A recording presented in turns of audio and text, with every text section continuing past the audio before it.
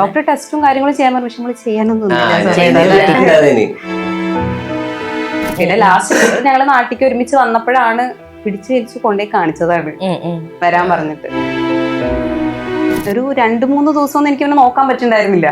എനിക്കിങ്ങനെ ആലോചിക്കുമ്പോ കരച്ചില് വരിക. നമ്മളെ രോഗിയെ നമ്മളെന്നെ മനസ്സിലാക്കി കഴിഞ്ഞു കഴിഞ്ഞാല് പിന്നെ ഭയങ്കര ബുദ്ധിമുട്ടാവും. അന്നും അങ്ങനെ തന്നെ ഇരുന്ന് എന്നെ പറഞ്ഞ് സമാധാനിപ്പിച്ചിരുന്നത്. അതെ. അപ്പം ബാംഗ്ലൂർ ചെന്നതിന് ശേഷമാണ് ഈ ഒരു മാറ്റം വരുന്നത്. എനിക്കൊന്ന് അവിടെ ചെന്നതിന് ശേഷം വർക്കൗട്ട് കാര്യങ്ങളൊക്കെ നിന്നു. അത് ഈ ലാസ്റ്റ് കുറച്ച് സമയമായപ്പോ അപ്പോഴാണ് 2 മാസത്തിലാണ് അത്രയും വലുതാവുന്നത്. 2-3 മാസത്തിലാണ് അത് അത്രയും വലുതാവുന്നത്. അതുവരെ അത്രയും വലിപ്പുണ്ടായിരുന്നില്ല അത്. അപ്പൊ ഏകദേശം കണ്ടിട്ട് ഏകദേശം 1 ഇയറോളം 2 ഇയറിന് മേലായിട്ട് ഒരു മാറ്റം. സർജറിയുടെ ബ്രസ്റ്റ് സർജറിയുടെ സമയത്താണ് ഒരു ചെറിയൊരു മുഴ ശ്രദ്ധയിൽ പെടുന്നത്. അന്ന് കാണിച്ചെങ്കിലും പിന്നെ കൂടുതലായിട്ട് നമ്മള് പോയിണ്ടായിരുന്നില്ല. അന്ന് കാണിച്ചപ്പോ എന്താ ഡോക്ടർ പറഞ്ഞിട്ടുണ്ടായിരുന്നു? ഡോക്ടർ ടെസ്റ്റും കാര്യങ്ങളും ചെയ്യാൻ പറഞ്ഞു, പക്ഷെ നമ്മള് ചെയ്യാനൊന്നും പിന്നെ ഇതുപോലെ ബയോപ്സി ചെയ്യാൻ വിട്ടിട്ടുണ്ടായിരുന്നു. അന്ന് ഡോക്ടറെ കുറെ നേരം വെയിറ്റ് ഒക്കെ ചെയ്തിരുന്നു. അപ്പൊ പിന്നെ മടുത്തപ്പോ ഞാൻ വേണ്ടി പോന്നു.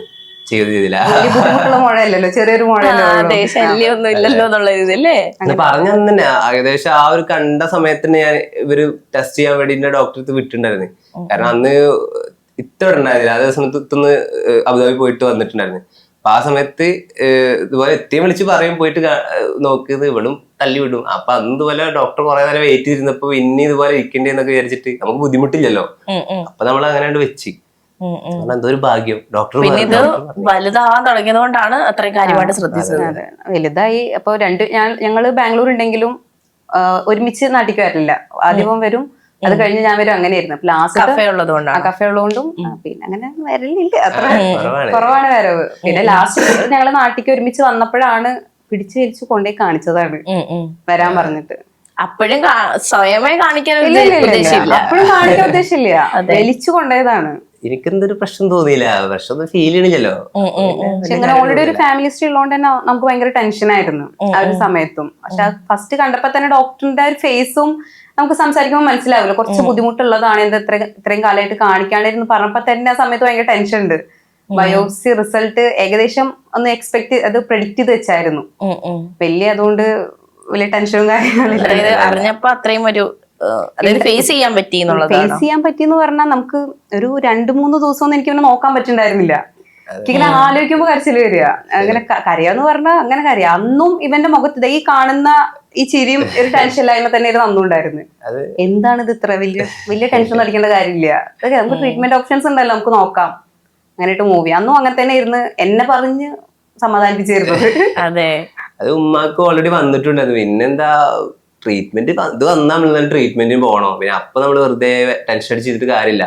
അതങ്ങനെയാണ് നമ്മള്, അതൊരു വലിയ കാര്യമായിട്ട് പറയുന്നില്ല, ശരിക്കും അങ്ങനെ തന്നെയാണ്. നമ്മള് ട്രീറ്റ്മെന്റിന് ഭയങ്കര നോർമൽ ആയിട്ടിരുന്ന് കഴിഞ്ഞാൽ ട്രീറ്റ്മെന്റ് പക്കായിട്ട് നടക്കും, നമ്മൾ ഓക്കെ ആവും. പിന്നെ നമുക്ക് ഹാപ്പി ആയിട്ടുള്ള ഓരോ കാര്യങ്ങൾ ചെയ്യുക, അതാണ് മെയിൻ ആയിട്ട്. ഡോക്ടറും പറയും എന്നെ കൊണ്ട് പറ്റും എന്നുണ്ടെങ്കിൽ എന്ത് ചെയ്തോ, എനിക്ക് ഇഷ്ടമുള്ള കാര്യങ്ങൾ ചെയ്തോ, ശ്രദ്ധിക്കണം എന്ന് പറയും. അതാണ് നമ്മള് എല്ലാം ചെയ്യാം, നമുക്ക് ഇഷ്ടമുള്ള ചെയ്യാം, മണ്ടത്തരം കാട്ടാതെ ഇഷ്ടമുള്ള ചെയ്യാം. അതുപോലെ സേഫ്റ്റി കാര്യങ്ങളൊക്കെ യൂസ് ചെയ്ത് അങ്ങനെ ചെയ്യാം. അപ്പൊ ഞാൻ തന്നെ ആ ഒരു സമയത്ത് പുറത്ത് പോകണോ, നമ്മളെ രോഗിയെ നമ്മളെന്നെ മനസ്സിലാക്കി കഴിഞ്ഞു കഴിഞ്ഞാല് പിന്നെ ഭയങ്കര ബുദ്ധിമുട്ടാവും. അത് നമ്മൾ മാക്സിമം ആക്കാൻ നോക്കും ചെയ്യും, ബാക്കിയുള്ളത് കുറക്കാനും നോക്കും. അതാ പ്രശ്നം. അപ്പൊ ആ സമയത്ത് ഞാൻ ഇതുപോലെ ഒരു ക്ലാസ്സിന് ജോയിൻ ചെയ്യാൻ വിചാരിച്ചു, എന്തെങ്കിലും ക്ലാസ്സിന്. അപ്പോഴാണ് ഞാൻ ട്രേഡിംഗ് ഒക്കെ എന്തെങ്കിലും നോക്കാം, എനിക്ക് താല്പര്യമുള്ള കേസാണ്. അങ്ങനെ ബെക്സ്ഫോളിയോ എന്ന് പറഞ്ഞിട്ട് നമ്മുടെ കോട്ടക്കലൊരു ഇവിടെ ഉണ്ട്, അവിടെ പോയപ്പോ തന്നെ 2 ആൾക്കാരെ കിട്ടി. എനർജി ബൂസ്റ്റ് ചെയ്യാൻ 2 ആൾക്കാരെ കിട്ടി. അനീഷ് സാറ് പിന്നെ റിലിഷിത് ബ്രോ എന്ന് പറഞ്ഞിട്ട് 2 ആളെ കിട്ടി. അവിടുത്തെ മെന്റേഴ്സ് ആണ്. അപ്പൊ അവരെന്നെ അത്യാവശ്യം ബൂസ്റ്റ് ചെയ്ത് തരും. അപ്പൊ തന്നെ അങ്ങനെ ബൂസ്റ്റ് ചെയ്തിട്ടാണ് വന്നത്. ഞാൻ അവിടെ പോയിട്ട് വരും, ബൈക്കിൽ ഞാൻ ഒറ്റക്ക് പോയിട്ട് വരും. അങ്ങനെ ആയിരുന്നു ഫസ്റ്റ് കീമോ തൊട്ട്. കീമോ കഴിഞ്ഞൊരു 4-5 ദിവസം ഒന്ന് കുറച്ച് ബുദ്ധിമുട്ടായിരിക്കും എണീക്കാൻ. അത് കഴിഞ്ഞാൽ പിന്നെ വെയ്ക്കില്ലെങ്കിലും എനിക്ക് രാവിലെ ആകുമ്പോഴത്തേനും ഞാൻ പോയിട്ട് വരാന്ന് പറഞ്ഞിട്ട് പോക്കാം. അത് നമ്മൾ വെയിനൊക്കെ നല്ല പെയിൻ ഉണ്ടാവും. പക്ഷെ നമ്മളവിടെ കിടന്ന് വീട്ടിൽ മാത്രം ഇരുന്ന് കഴിഞ്ഞാൽ പിന്നെ പെയിൻ നല്ലപോലെ അറിയും, നമ്മള് അതിങ്ങനെ അറിയും.